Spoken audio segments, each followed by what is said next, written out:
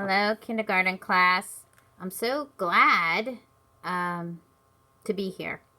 And I'm going to be reading the second part of the book, Clouds. And this is written by Anne Rockwell. And it is illustrated by Fernay Laysack. Okay. Quick review. Here's a beautiful picture of lots of different clouds. And I believe we started at the top, and now we're working our way down.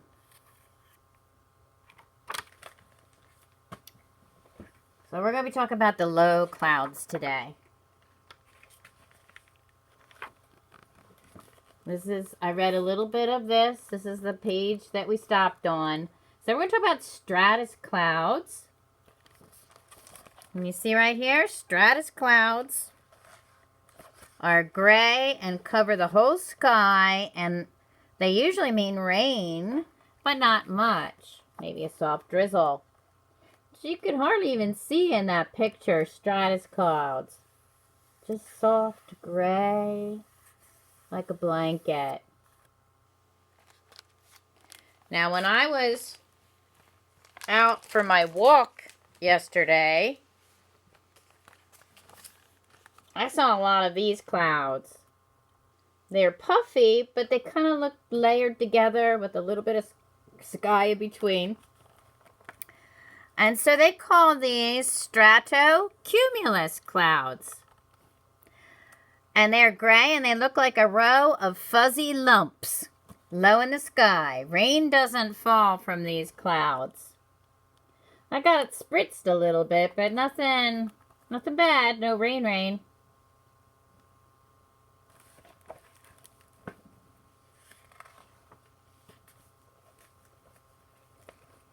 Now here we go. We're going to talk about nimbostratus and cumulonimbus clouds. Both tell you there will be very wet or even some stormy weather. Let's see. They're gray and puffy and down very low. Let me see if I can look back at that picture.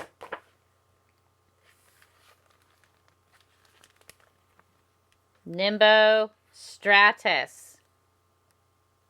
A little darker, but still puffy. But darker. See how much darker they are than these? But they're not just looking like a blanket. But they call these nimbostratus because they're low. They're all kind of grouped together, but still puffy. So nimbo, or nimbus, is a cloud's name, and it means it's a storm cloud. Nimbostratus clouds are dark gray and ragged looking. And definitely ragged looking at the bottom. I forgot to read a couple words. Rain or snow falls steadily from them. We didn't get a lot of snow this winter. Maybe next winter. We are getting a lot of rain in the spring.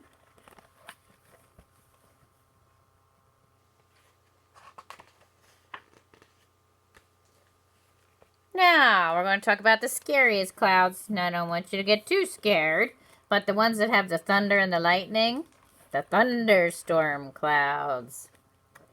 The scariest clouds are the cumulonimbus. And I'm going to take us back to that picture. And there we go. See if you can see that. Oh, I'm so wiggly. All right. Here we have the nimbostratus. And they gave us rain. The stratocumulus, not too much rain. But here, look at this cumulonimbus. Look how high it goes. If you see a big cloud that just keeps going up and up and up, and it's dark at the bottom, especially in the summer when it's humid, then we can have that thunder and lightning.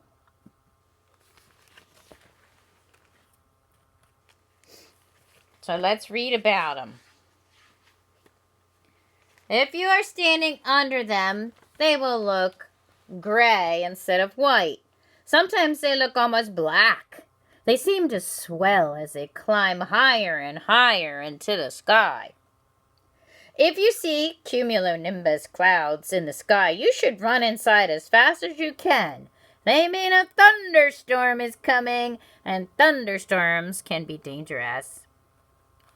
Sometimes balls of ice called hail fall from cumulonimbus clouds.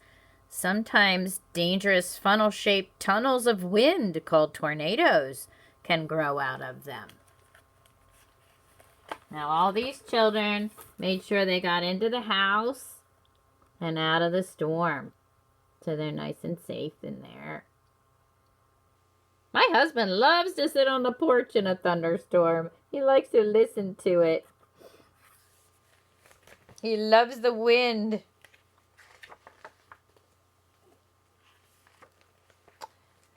Now, if there were no clouds, Earth would be a very different place. Clouds are important to everything that lives and grows here. They bring the rain that all plants and animals need. If there were no clouds, there would be no rain. Nothing could live. If there were no clouds to hide the sun, Earth would become very hot during the day and very cold during the night. The temperature change would be too much for most of the plants and animals to live and to grow. God spent a whole day making our heaven, that is the atmosphere above the earth.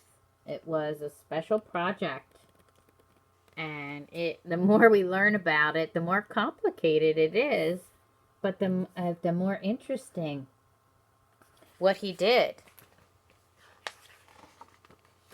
It didn't just happen. Sometimes you see more than one kind of cloud in different parts of the sky at the same time.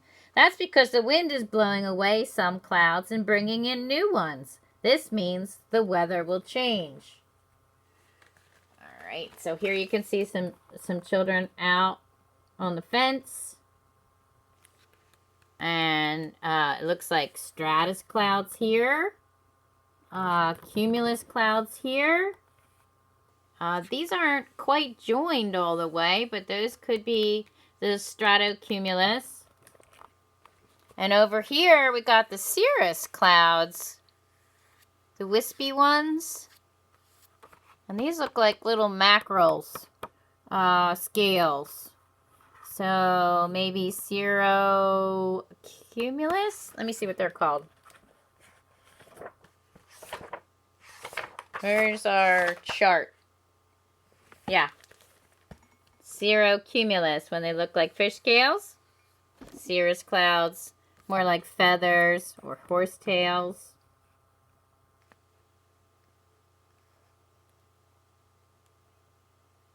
Okay.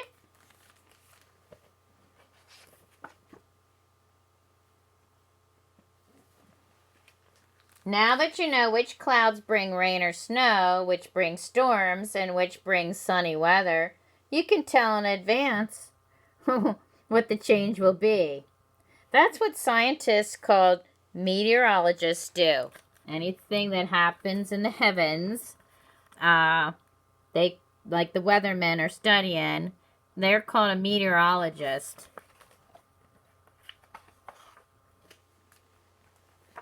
More than half of the earth is always covered with clouds. There's the planet. And there's clouds. Even though you may not see anywhere you live, but somewhere else on earth, someone else is looking at clouds in the sky above. Like if we have a clear day, there's clouds somewhere. It just might not be over where you're living. And here's another part of the world. And they have different clouds.